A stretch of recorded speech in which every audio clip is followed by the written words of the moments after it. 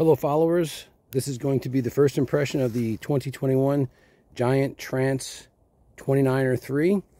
This is the Onyx aluminum version. This is their entry-level Trance 29er, but it does not feel like entry-level. So I got about 12 to 15 miles on this bike so far. Been hitting up at a lair, just tuning the suspension. So basically the entire bike is stock with just a couple of things. Let me just get that out of the way. Obviously, I got my ODI Rogue grips on, love them. Giant Recon 1800 headlights, super bright. Super Cavs water bottle and cage on here. I love the Giant Fleet saddles, just throwing a bag on there. Of course, you have the Uniclip taillight in here, so it's good to have.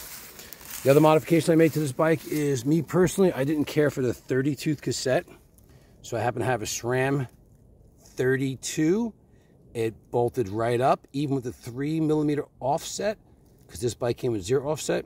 Everything works fine. So what the bike does come with, okay, beautiful paint job. You really can't see it on film, but this gray really looks more like a brushed aluminum look. It's just not showing up on film. I wish it would. Trust me, I tell you, it's gorgeous. Works perfectly. Giant contact C-posts, dropper posts. A lot of people have issues in the past with these. A little secret to this is when you insert this dropper post, where the cable goes down in here, just glob a bunch of grease on that. It'll never give you a problem. You get some condensation in there, oxidation, and then it just goes to hell. So this bike comes with the Practice Cadet crank. Crank works great.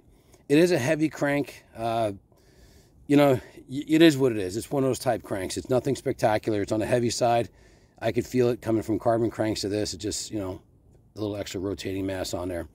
The Shimano Dior 12-speed Shadow with the clutch.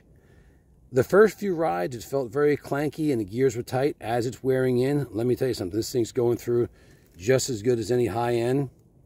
Technology's come a long way now. I mean, a 2021, 2022 Dior 12-speed is probably just as good as the old XTs and XDRs of years past. So you do have a standard Dior 12-speed cassette on here. It is a 10-something, 52 maybe, I'm not really sure. I forgot to look. You can check the specs out on Giant's website. Heavy again, but does work flawless. Regular standard Shimano disc brakes on here, nothing spectacular, but they're working really well. So the key to this bike is the Maestro suspension. So if you're looking up Giant bikes and you see the Maestro suspension, you'll see that this thing does not have that chain lag and drop. You don't feel it at all. This bike just goes straight every time, jumps, smooths. Everything you gotta do, it's doing perfectly. Tires on the bike are the Maxxis Ascenders, tubeless ready. No complaints. This thing's hooking up really well here. As you see, I'm at a lair. It's very sandy, covered in leaves, pine needles, mix of all different type terrain here, and it just works. The front, you have a Minion DHF, also set up tubeless, and that is working just fine. So the hubs are Shimano hubs now. Nothing spectacular on the low end side. You can feel the engagement. It is pretty solid, but you got a lot of slack in there. So if you're used to, you know, more high-end hub, you're going to feel this. So what Giant did this year is they put the Marchesi Bomber Z2 130mm front fork on here, air fork. This thing's working perfect. I have no complaints. I've got it set at about 115 PSI, which is almost to the max. I mean, I am a heavier rider, and I kind of push it pretty hard. No complaints, no noise, no nothing. Everything's just working perfectly. It'll also do a 27.5 plus if you wanted to do it. In the rear, we have the Fox float. No complaints, working just fine. I'm running this one at around 250 PSI because I'm a heavier rider again. And you can see I'm kind of right there at the fun meter right now. And I haven't really been doing that much jumping today. Bike feels smooth.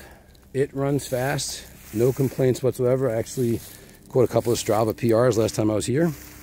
Oh, also one thing is now Giant includes a 35mm stem, which will, as you know, give you a stiffer feel up front. It works great. Brakes are working just fine. No complaints. Best addition to the bike right there. Come to the other side so you can see what it looks like.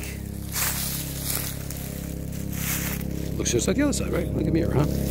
Okay, so you got standard through axle on this with the quick release type. Bottom bracket is that of a press fit. And a lot of people don't like press fit, but Giant seem to have it right. I've had God, if you guys are following me, you know I have a lot of Giant bikes, and not one press fit has given me a problem ever. Not one. I think I just jinxed myself. Let me knock on wood.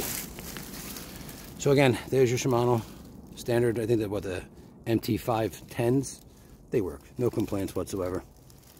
So there it is. Quick first review of the bike. So far, really liking it, loving it. Thinking about keeping this bike and possibly upgrading, better wheels, better cranks, and you know, maybe just a couple of little parts here and there. I think I'm going to keep that fork though. That fork just seems to be working. All right, any comments, questions, leave them and I'll answer. Thanks again.